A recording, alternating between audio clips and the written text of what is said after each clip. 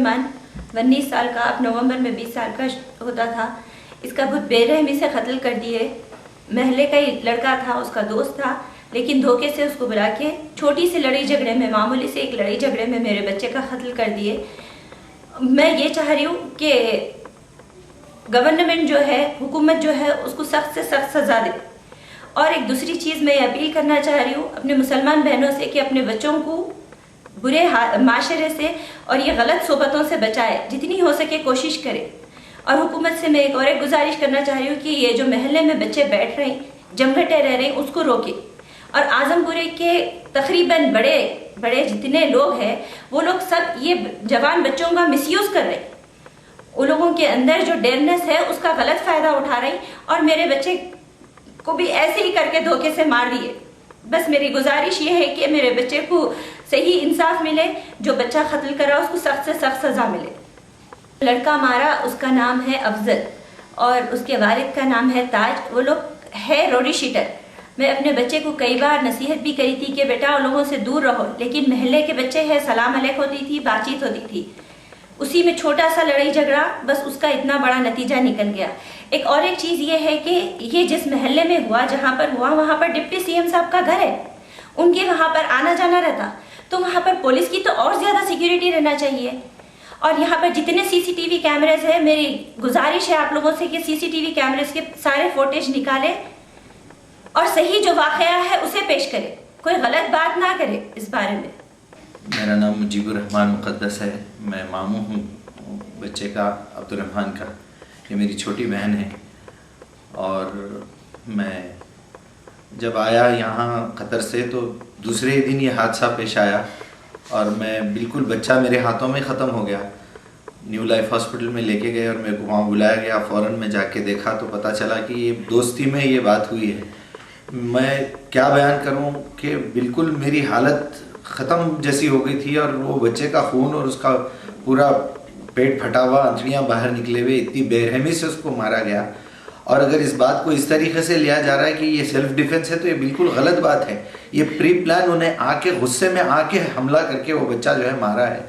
खंजर लाके, अगर दोस्ती में अगर कोई झगड़ा भी होती तो मारपीट होती, हाथों से होती।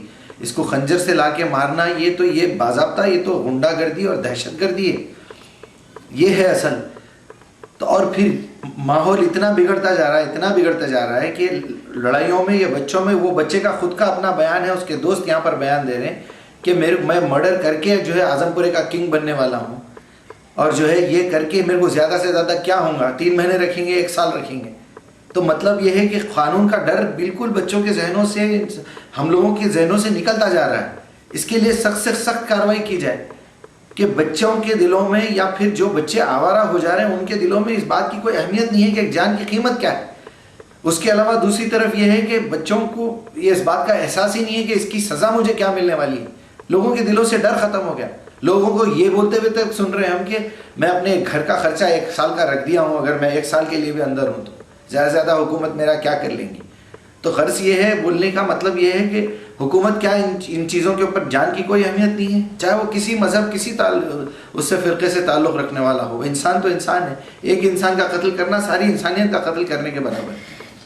और इस बेरहमी से तो मेरी गुजारिश है हमने तेलंगाना स्टेट के पुलिस डिपार्टमेंट से, यहाँ की गवर्नमेंट से, यहाँ के लीडर्स से और हुक्मरानों से कि इतनी सख्ती कीजिए इस बात के ऊपर, इतनी सख्त से सख्त सज़ा दीजिए कि दूसरा करने वाला, आप देखिए इस्लामी हुकूमत का कैसा कानून है, जान के बदले में जान।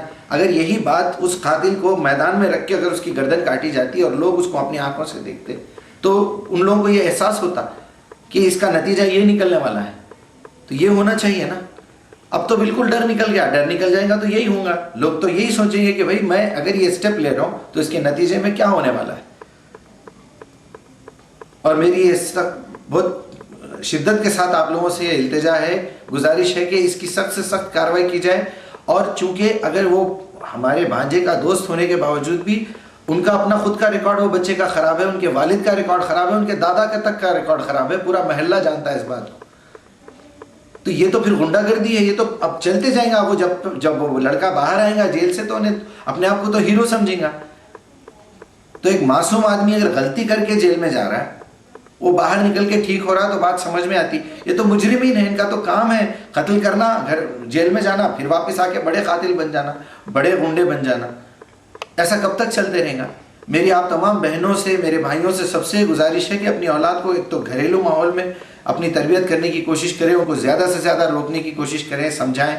میری گورنمنٹ سے, حکومت سے التجا ہے کہ یہ جتنا راتوں میں ٹھہرنے کا جو سسٹم ہے, ایک اچھا خاصا قانون آ گیا تھا کہ بھائی چبوترے پہ بیٹھنا شام میں 10, ساڑھے 10, 11 بجے کے بعد منع ہے. اس کو لاگو کیا جائے, سختی کی جائے. پان شاپ پہ, ریسٹورنٹس میں, یہ وہ کوئی ہے مسافر ہے, آ رہا جا رہا, ٹھیک ہے. یہ ایریا تو اتنا ہائی الرٹ ایریا ہونا چاہیے, اتنا سینسیٹیو ایریا ہونا چاہیے. اور میری پولیس ڈپارٹمنٹ سے گزارش ہے کہ جتنے کیمرے اس ایریا میں لگے ہوئے ہیں, ڈپٹی سی ایم صاحب کا مکان ہے, ان کا فوٹیج نکالا جائے اور دیکھا جائے کہ حقیقت کیا ہے. میری آپ تمام سب سے یہی گزارش ہے.